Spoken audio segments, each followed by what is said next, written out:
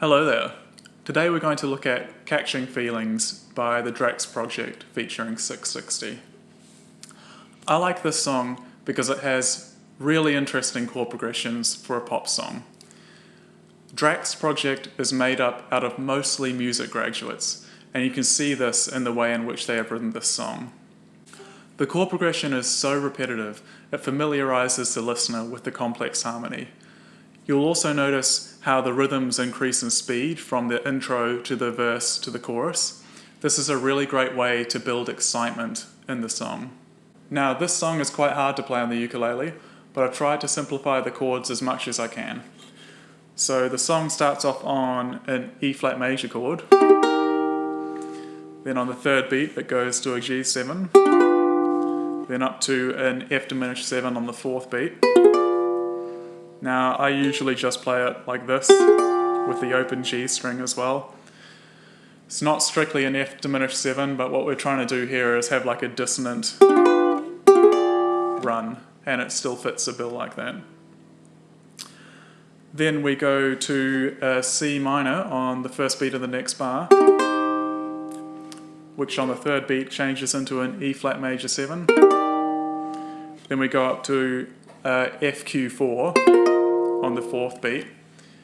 Now, I didn't know what I was going to call this chord in this video before I started making it, but I did know that it was a quartal chord. So rather than a chord being made out of thirds stacked on top of each other, this chord is made up of fourths stacked on top of each other. It's really, really common in jazz. But now you know that those are quartal chords, so FQ4. Then at the start of the next bar on the 1 we have an A flat major 7 going down to a D flat minor 7 flat 5, otherwise known as a D flat half diminished, and then finishing off on an E flat major.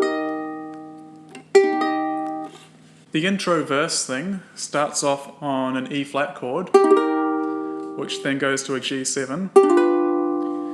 Then we get a C minor chord. Then we get an A flat major 7 chord like this. Then an A flat minor chord, finishing back on the E flat chord. Then it basically repeats. E flat, G7, back up to the C minor, then the A flat major 7 again.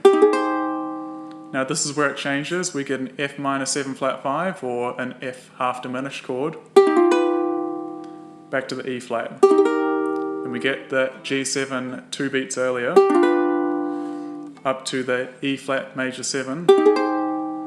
We get a really spicy sounding F chord, back to the A flat major 7. That would sound like this. 1 and 2 and 3 and 4 and 1 and 2 and 3 and 4 and 1 and 2 and 3 and 4 and 1 and 2 and 3 and 4 and 2 and 3 and 4 and 1 and 2 and 3 and 4 and 1 and 2 and 3 and 4 and 1 and 2 and 3 and 4 and 1 and 2 and 3 and 4 and 2 and 3 and 4 and 1 and 2 and 3 and 4 and... Now let's give this a little bit of context. Caught up in a dream that I just thought was passing through, colored in with vivid memories of me and you. And on this moonlit night, I've never seen stars so bright. No, I can't help it. The chords of the chorus, and now for the rest of the song pretty much, are exactly the same as the chords from the intro. We're now just strumming them on every quaver beat.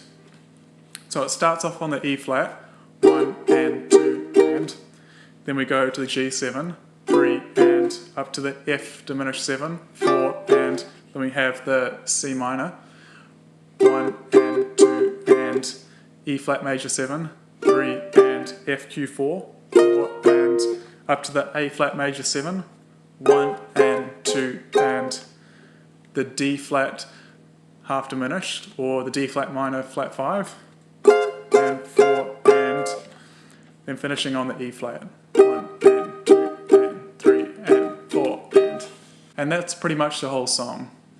Once you get the difficult chords under your fingers, you don't really have to learn much else. The strum patterns are really simple, so that's not a problem. Alright, let's put the chorus into a little bit of context. I've been catching feelings over you, and I hope you catch them too. I hope you catch them too. I've been going crazy over you, and I hope you're crazy too. I hope you're crazy too. If you found this video useful, consider subscribing to keep up to date with the latest releases. There's also a backlog of other videos which you could check out as well. If you wanted to see some videos of myself performing, there should be a link somewhere around my head.